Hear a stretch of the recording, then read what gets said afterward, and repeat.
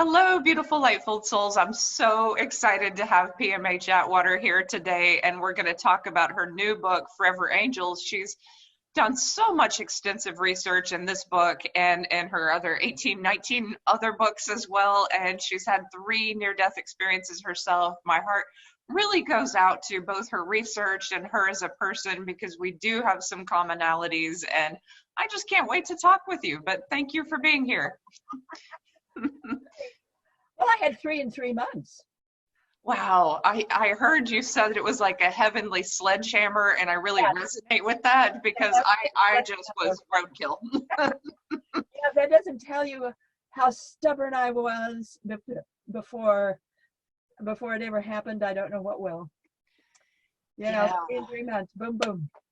Wow, and I know that has taken you to these energetic heights and depths and understandings, and then to apply that research is really fascinating. So I saw your talk at IANS, and one of the things that really struck me is how little kids and really, really young kids who have these experiences are plucked out of the continuum, and they're back with God, and then nothing is ever the same for them. Could you say a little bit more about that for what it's like for kids who have near-death experiences? Well, first of all, let me sort of lay a little groundwork here. The book is The Forever Angels, Near-Death Experiences in Childhood and Their Lifelong Impact. So we're looking at a major study, 397 people. So this is a big study, and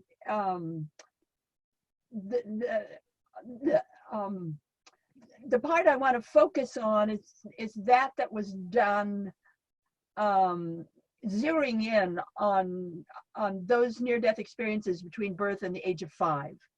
So we're really looking at the tiny ones. Yes. And some of them had their near-death experience still in the womb. I had one in my study who had her near-death experience in the womb as she was being born while her mother was trying to commit suicide.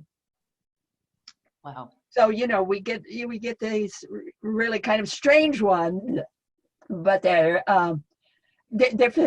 fantastic in what they show us about human beings, about life, about, you know, male and female and the bodies we wear and what's expected of us as human beings. Because these little tiny ones, when they come in, they have no sense of life. They have no sense of male, female. They have no sense of you know, this idea of being a human being on the earth plane. They're still on the other side. They're still in that light, in that world. They're still, how do I put this into words? It's like it's still within that kind of greater womb, not the mother's womb, but the universe womb, God's womb, if you will, the life continuum, if you want to call it that, and to come here and realize that, oh my goodness, they're in a body now, and they have a mother and a father, maybe siblings. You know, it's like, well, gee, this is, what am I going to do about this? And 90% of them do not bond with their parents. That's 397 people. 90% did not bond with their parents. That doesn't mean they didn't love them. They just didn't bond with them. Excuse me. And they really, excuse me, I don't mean to be. All right, so these little kids, they have no sense of being a child. They have no connection with their parents sometimes. Like they have a greater connection, it sounds like, to that energy on the other side than they do this world. How do they make sense of this world? And sometimes their home lives are traumatic and abusive. Sometimes their home lives are really challenging. Sometimes they're beautiful. But how does all that get filtered into the research? Many of them do indeed love their families, but they just can't make out this business of mother and father because they know more than their parents do. And so they know more than mom, they know more than dad. They have a hard time sometimes relating to brother and sister. So they have a lot of challenges, especially in school, because they know more than their teachers do. You know, one of the things I found with these early near-death experiences, invariably they come in, almost all of them, knowing more than the average child. In fact, with a greater intelligence.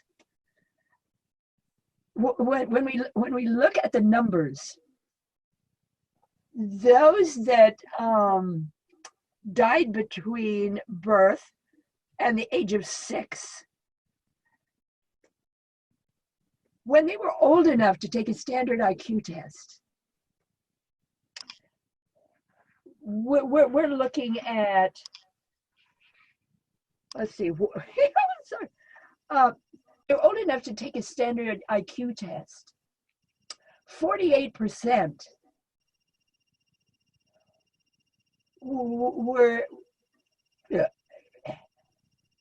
had numbers between, well, they're scoring between 150 to 160. Well, the average school teacher will say, well, you know, genius is 132, maybe 134. Others will say, well, you know, 140. 48% are scoring between 150 to 160 when they're old enough to take a standard IQ test. Now, those who had a near-death experience between birth and 15 months were scoring 180 and above, going into the 200s. And I have a question. Do you think that some of that is opening up psychic abilities, this higher intelligence, that this knowing on the other side brings back a new form of intelligence? So do you think that IQ tests are literally picking up that psychic knowing, that intelligence that's different from traditional tests? Because some people have just a good test taking ability because they are psychic, you know. Right. What I rather think is that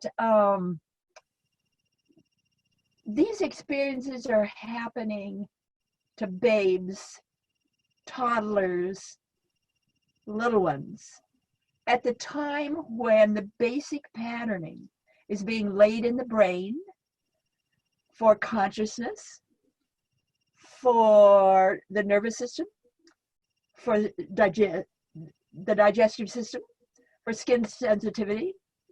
These kids are getting a bump. They're getting a shove right up the scale. And you can see that with these kids. In fact, most of them are abstracting by the first grade. Now, let me give you an example of abstracting. This is a 6-year-old. He's in the first grade. He drowns halfway through the first grade.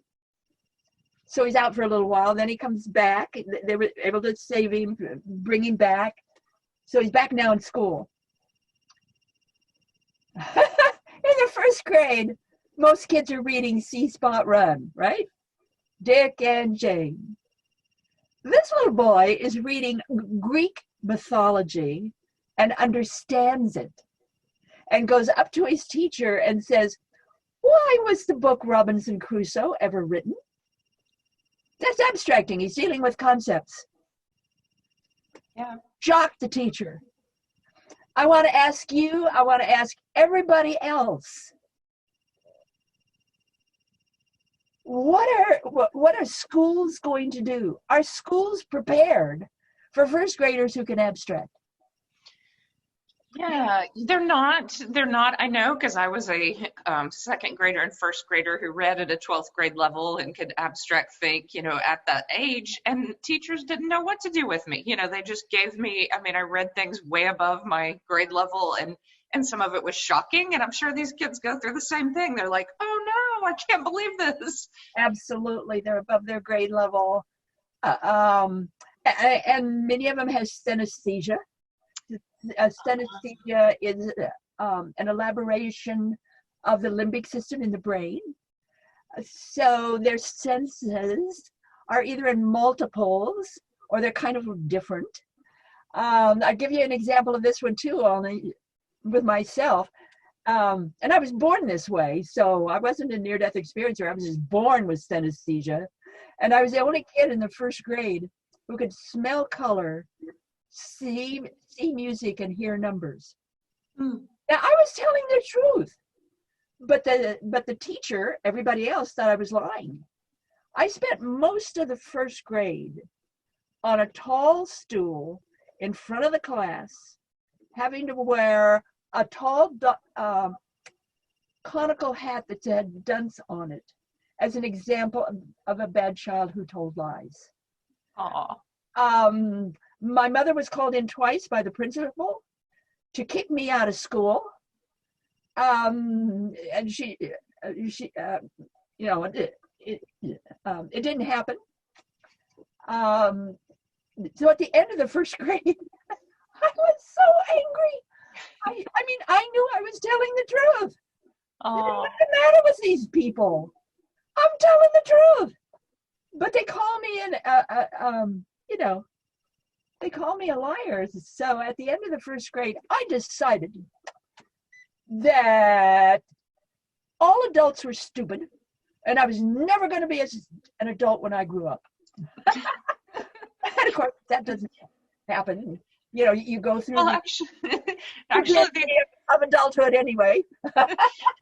Actually, the other side told me to be like a little child, so maybe you're onto something. Maybe that adulting is just all wrong.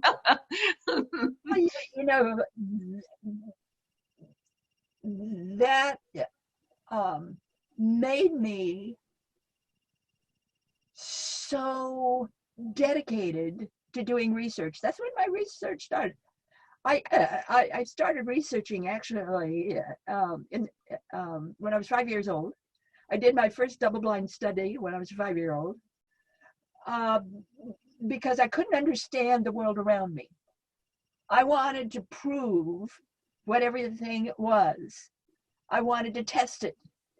I wanted to check on it. Well, after the first grade, this was multiple, I just really had to do this. And, became a researcher as an adult. And yeah. So it's important to me. I have a question for you. One of the cool things about your book is that you did the long view. And I think that's really interesting as these children become adults and then they're quite old and they're looking back and they're saying, okay, this near-death experience affected my entire life in this way. What was some of the things that you found? What were some of the things you found that really shocked you about people looking back on their lives? Certainly, the first part of my research, which I did in the 80s, I did mostly with younger people. Some of them were in kindergarten and on up to maybe young adulthood. So these are people looking forward in life. And my second research that I did about 5 years ago, I went after those people who were in their 50s, 60s, 70s, and 80s. And I wanted those people who could verify. They had to verify. They had a near-death experience in those ages between birth and the age of 5. And so I asked all of them, did having a near-death experience at such a young age, did it make any difference in your life? So in essence, I was asking for essays. Well, my dear, boy, did I get essays. One that was over 50 pages long, complete with photographs of his family. Because he'd retired, he was like 68, 69. He'd never been able to talk about his near-death experience to anybody. And so finally, he could, the door was open. So he just went on and on and on. Many of my essays were so tear-stained, I could hardly read them. I had several people complaining that no near-death researcher ever goes for the poor. I mean, nobody goes after people in poverty. Well, I did. And this one woman had to save all of her pennies, and she did, to buy stamps and an envelope to put her essay in and mail it to me. And I treasure, I just treasure what she sent me. It was so meaningful to me that she would do that to participate in this study. And it was just, and what I kept finding over and over and over again is that those very young years, from birth to the age of 5, some of them were at 6, but basically birth to the age of 5, those people are not like other near-death experiencers. They're not like older children, teenagers, or adults. They do not grow, and they do not participate in life like other people do. They're different. They're always different. When I look at near-death experiencers, I got a research base of nearly 5,000 adults and children, so a lot of folk. I've got a message for the whole near-death experience family, the whole phenomenon, all the researchers, and all of us. These tiny ones are different. They remain different. Yes, they're psychic. I mean, most near-death experiencers come back psychic.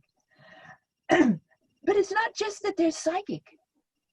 It's not just that they're intuitive or creative or, they're a completely different animal. Animal in the sense of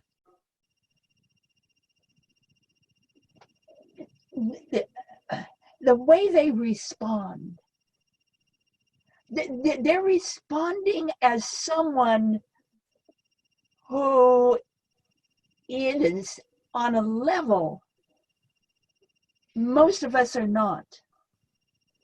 So they're not curious at all about love and light. The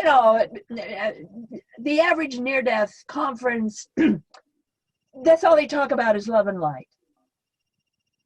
Most tiny ones don't go to near-death conferences. They're not interested in near-death peer groups because they're not interested in what we go through, what we talk about, what we say, what we're interested in. They're not. Most of them are interested in they're interested in science. They're interested in history. They're interested in what makes up this world and why we are the way we are. I have a whole chapter in the book on historical cases.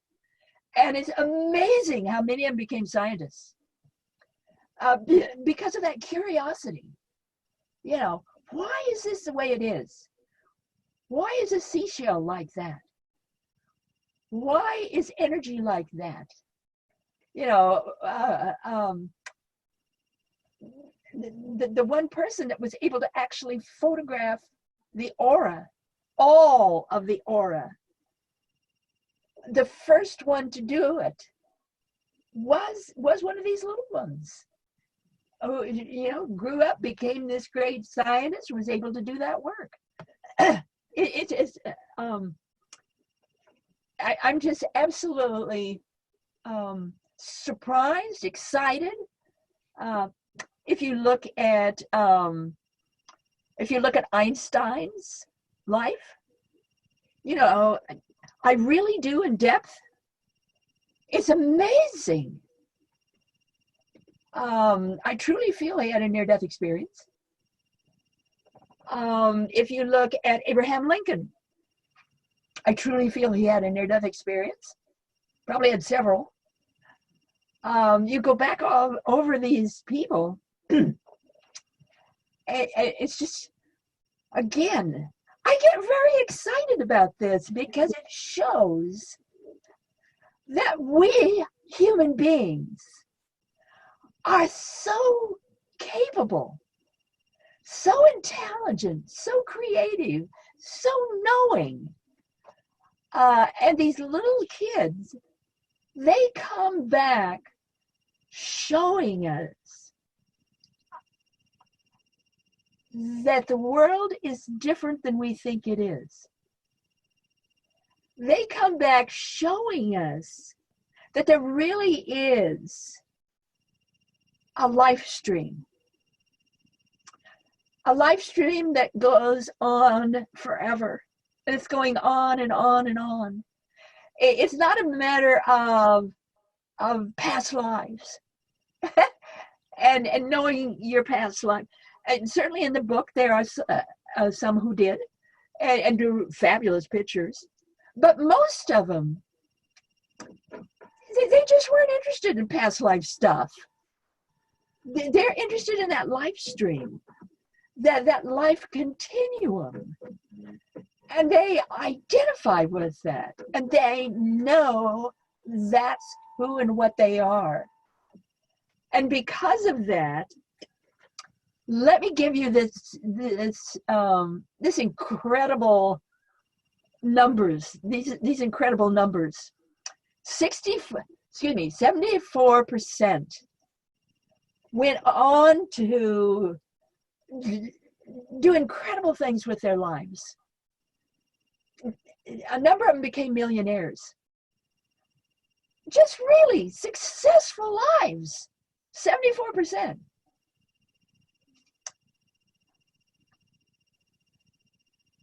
74%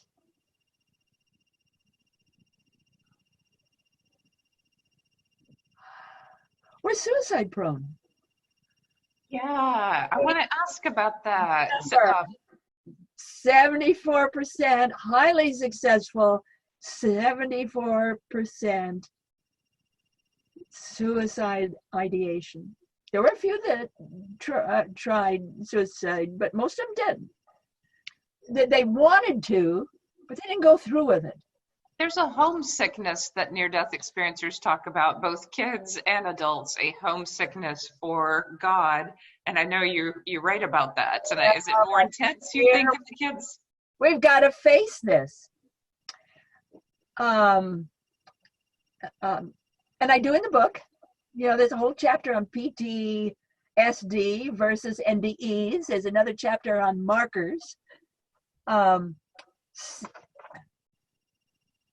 34%, so we're talking 397 cases, 34% were positive about their near-death experience. 61% were negative. Here's the problem. Let's take a real look at this. They are having to face this idea that they really don't want to be here. They would really rather be on the other side. They really want to be in that light.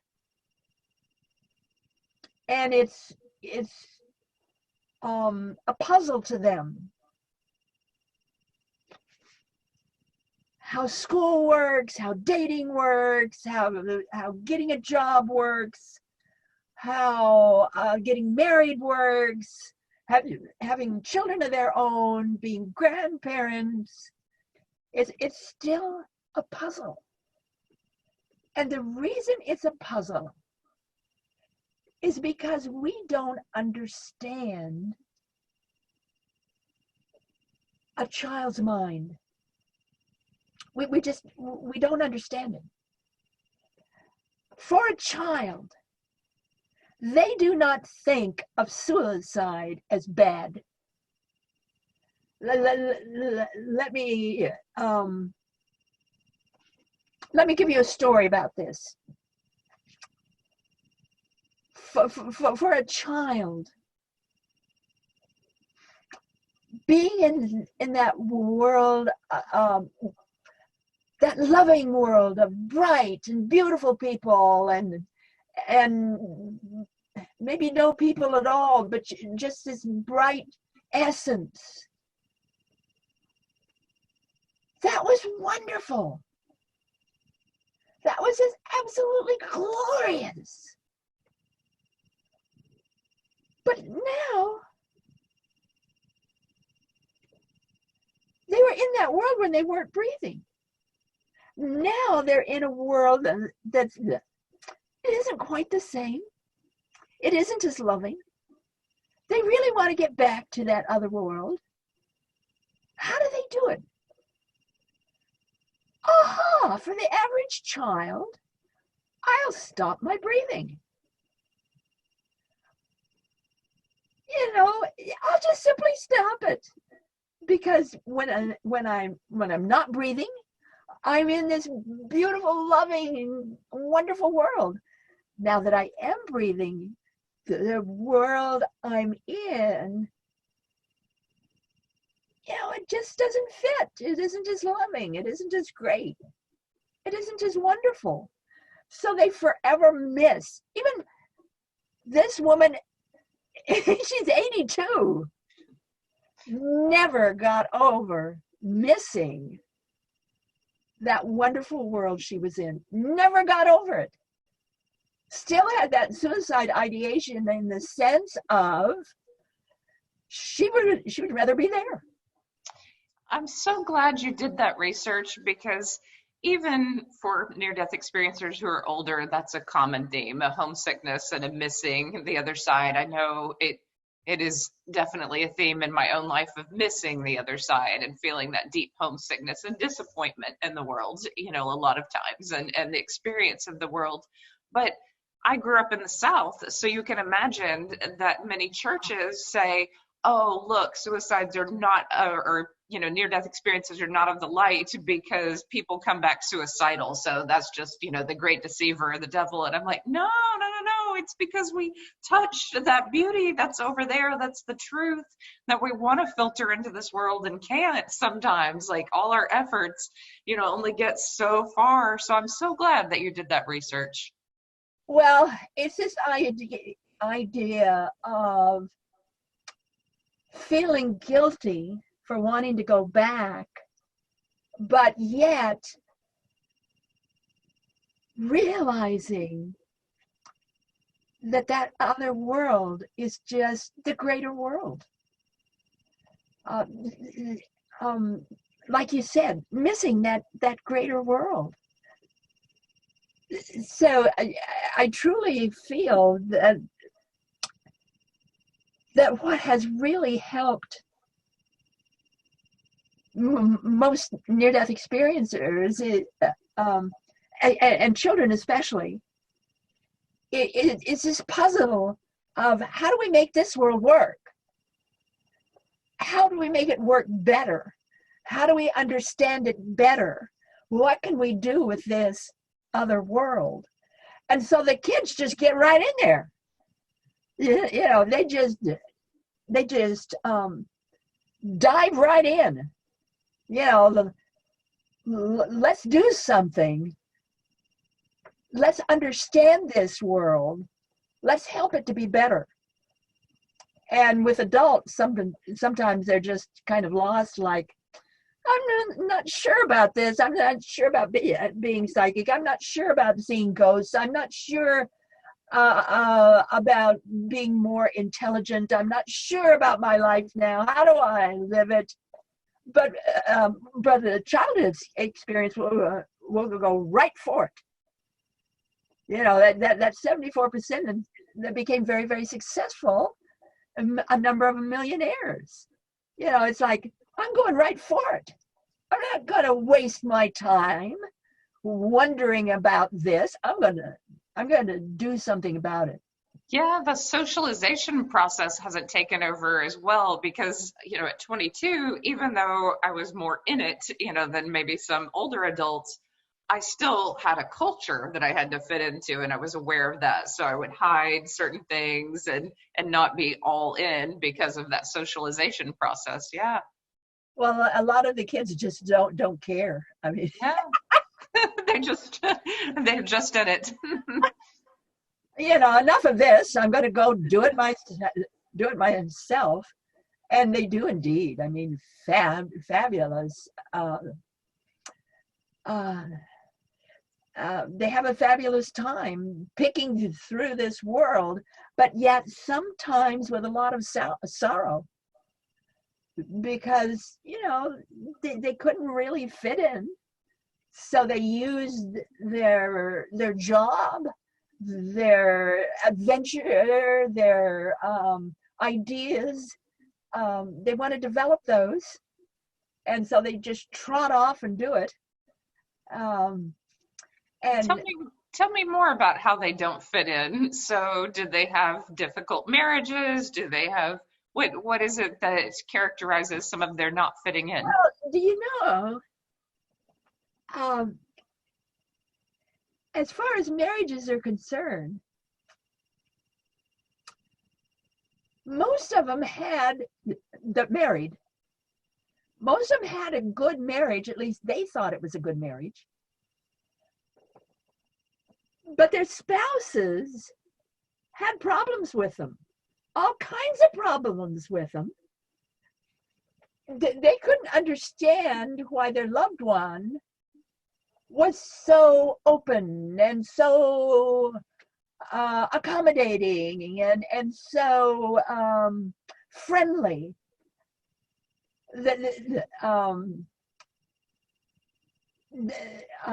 Their mate invariably became jealous or suspicious or wondering why this individual is so open. In one particular case of mine, he just never could figure out what was wrong with his wife. And his wife could never figure out what was wrong with him, because he was having a ball. Yeah, he got along with everybody. He loved everybody. He had a joyful life, but his wife was miserable because, you know, she couldn't understand why he was so happy when she was so miserable. You know, this is one of the reasons why at IANS, you know, the International Association for Near-Death Studies, we often have special group meetings for the families of near-death experiencers, so that they can understand better their mate or their son or their daughter, why they're so open and so friendly and hugging people and want to help people and joyful. they don't understand that. You know, It's where's great. it coming from? It's great when you have a career that allows you to do that. Like I was told from the other side to go into teaching. So as a community college professor and teacher, to give that love and the career makes sense. And the rest of the world, there's problems that arise both in relationship and just an understanding that you're a giving person. You want to love in that way. So I can imagine that's a theme. And it's kind of sad, isn't it, that you can give love unconditionally to the world, but yet in relationship it becomes misunderstood. Very much understood. The husband or the father, or the husband or the wife would think that they were being cheated on, or that the spouse was, flirting. No. The average near-death experiencer comes back loving everybody. Yeah. It's like every woman you see is your mother, your aunt, your daughter. Every man you see is your father, your son, your husband. Yeah, because our souls blended with everyone. We want the best for everyone. We just want to elevate them, make sure that they get on to that light. And, if we can add a little light, then yay, good. It's not that you don't, it's not that you don't understand who is what. Yeah. But in my family, my oldest daughter, Natalie, couldn't handle this. Her mother was loving all the kids on the block. And Natalie got jealous. Yes, it happens in families. It happens with kids. Natalie got jealous. And she came to me one day. I come from Idaho. We're plain speakers in Idaho. She came to me and laid hands on her hips and said, "Well, you're friendlier now than you used to be. I like talking to you, but you're not mom, and I want mom back." We spent years looking for that woman. I don't know where she went. I never found her. So Natalie had to adjust, and she did. But this happens again and again in families. Yeah, and handle this. Yeah, and I think maybe something that when you know that unconditional love of God, you can love someone deeply, but you know that there's a deeper love too. So here on this plane, we realize, okay, things end, people part ways, bless you, but I know a love much greater than this love will ever exist. Like I know God, I know that I could never shut that door. And so that's hard for people to understand too, that you can love fully, but also be in that realm. Right, that's true with all near-death experiencers. But I think with children, they tend to be a little lost. Aww. It takes them a little bit longer to figure things out. In my research base, certainly I had a number in poverty, but I had a number who were raised in voodoo. I had a number who were wound up in satanic cults. The only reason mom and dad ever had the child was to sacrifice the child on Satan's altar. I had a number of those. One was Judy. And I talked a lot about Judy. Judy had, let's see, how many near-death experiences was it? See if I can. She had 17 near-death experiences before the age of 10. One of those wow kind of things. Like, that's incredible. And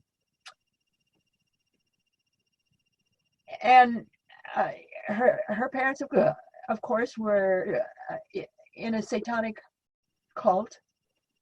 Her first near-death experience was at the age of 6 weeks. So she went through a lot. It was hard on her when she grew up and dating on her own. You know, obviously they didn't kill her, so she made it through. But how do you handle this? And she was one of those, this is incredible. Most of these near-death experiencers got more help from psychics than psychologists. Yeah, I see that. They really did. But she got a lot of help from yoga and yoga training. And when I talked to her, she was in her 50s. I'd like to read you this because it's so incredible. She says, all of my experiences in this life, whether they appear to be dark or light, are expressions of love, experiences of searching for love. I came into this life with a purpose. This was not known to me until much later in my life. Listen to this, or I would not have been able to truly know the experiences as they were in the moment. What I know today has brought everything full circle. Wow. She came to realize that she needed to go through that as a soul, as an individual, as part of her learning in this lifetime. And in doing that, she was able to forgive her mother. She was able to forgive her father. She was able to heal herself. She was able to marry. She has 4 children. She has become a wonderful mother. She is a healer herself. What she has done with her life is just stunning. It's just stunning. And I think that that's vital and important information for people, because people who've gone through far less can have trouble forgiving. And when you see something that grand and dramatic, that's hopeful to people. I talk a lot about healing, and I say you need lots of things. Yeah, you need psychology and you need, the basics, but energy healing, spiritual counseling, connecting with people who understand, that makes a world of difference. So I'm sure that these kids gravitate to energy healing and to healing, that makes a lot of sense to them. Well, some of them do. Yeah. Some of them, believe it or not, graduated to fine clothes, became models, did very well in the modeling scene and with the movies, did very well there. One of them was nominated for the Nobel Peace Prize. They just did. Some of them who became millionaires were very active in finances and owned a lot of property, buying and selling. It's just incredible what these kids do. But again, most of them entered science and history. That's what they loved, and making things. One of them came up with various ways of making wood pulp to make paper. And won, incredible recognition for his work in being able to make paper better and with wood pulp. and the things that they did. Yeah. You know, I would have never thought of that, but they exceeded. And they did so much. One of them, fossils, and did incredible work with fossils. Yeah, who would have thought of that? Very, very curious, incredible curiosity. Interesting. So I have a question for you as we're transitioning out of this topic and into something else. Do you have a next book that you're working on, and what is that going to be about? I'm always curious. Now, first of all, before I tell you that, I want to tell you about the Animal Light series. Oh. I did 6 books for children. It's called Animal Lights.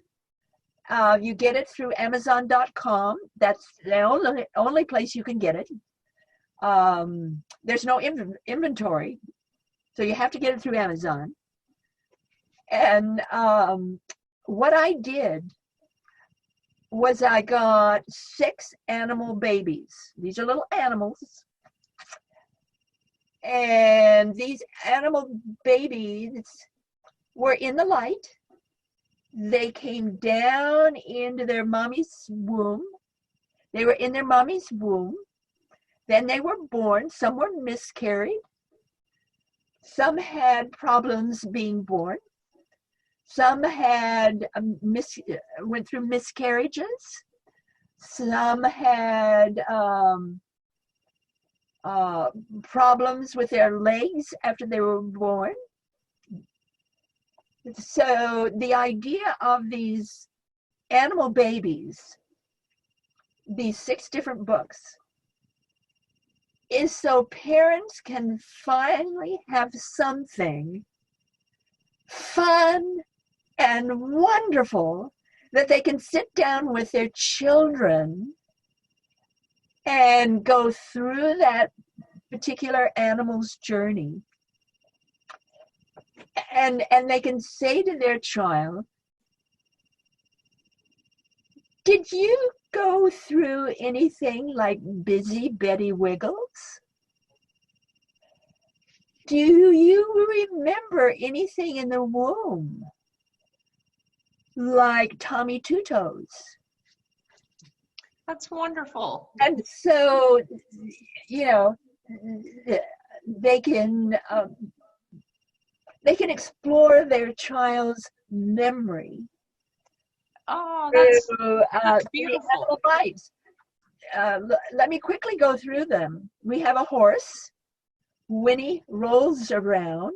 He was born with a twisted leg, learned to do tricks.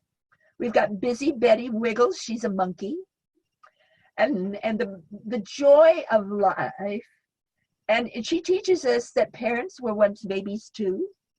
We've got Oops a Baby. Oops a Baby is a skunk. Has a big tail, and he falls down often and feels very different. We've got Tommy Two Toes. He's a fawn. And there's a miscarriage. He lives, but his twin died. So the twin comes back to help him learn how to run and learn how to use his legs. We've got Wee Willikins. He's a hedgehog. He was too small. He was afraid of others, that they wouldn't like him. We've got Sally Susie Q. She's a kitten. There were so many babies that she almost died in the womb. So we've got all these different stories of these animal babies. You know what? You might be surprised at this, but I did the same thing. I haven't published it yet, but I co-wrote about an eagle named Elliot, and he's afraid to fly. Then he has a near-death experience, and he learns he can soar. And so there's something that kids relate to on that metaphorical level that can really open up parents to tell them and explore with them. That is wonderful that you did that. I'm so glad. It's not the matter that they had a near-death experience, but rather Coming in, yeah. the idea of being in the womb and being born. Yes. How about their own kids? Do they remember being born? Do they remember being in the womb? I was amazed at one of these, two of the children in my study could remember their conception. And they told their parents when they were young enough, and embarrassed both mom and dad. What? You remember that? It's great.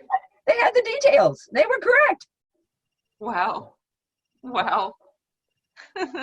So, yeah, that's amazing that you've opened up that conversation for kids. I think that's so important. So really quickly before we end, I do want you to tell me if you are working on a new book. Well, yeah, in about a month. I was sure you would be. In about a month, I want to go back over my own life, all of it, my own death, all of it. I want to go back through my research, all of it. And I want to tear it all up. I want to tear it all up and see what's really going on. What it all means. Who I really am. Why am I here? Not a what's it all about Alfie kind of thing. Not a memoir kind of thing. But rather examining what we call life and what we call death. What it really is. And why we're really here. Wonderful. I think I imagine that you'll have a whole lot to say, though, on a personal level about what you've learned, and I think that will be fascinating to people. I think that's a great book. So congratulations on going in that direction. Yep. And I can't wait for it. I really look forward to it. So thank you, PMH Atwater, for talking with me about Forever Angels. And don't forget my website. Yes, I'll post all the links below. Website. Yeah. Yes, I will post all your links below this video and mine as well, because I have a summit with so many wonderful speakers that I hope you will sign up for. The live version is free. I know that you know many of them that are going to be there. Peter Panagore, Jim Burton, many wonderful speakers who have amazing stories to tell. So I know that people are hurting in this world. And if you live within the US, you can tune in pretty easily. If you're in another country, you might have to get up at odd hours. But I want people to enjoy these stories, experience healing, enjoy the energy. And maybe in some future summit, I'll have you speak as well. But thank you so much, PMH. Love to. Bye-bye. Bye.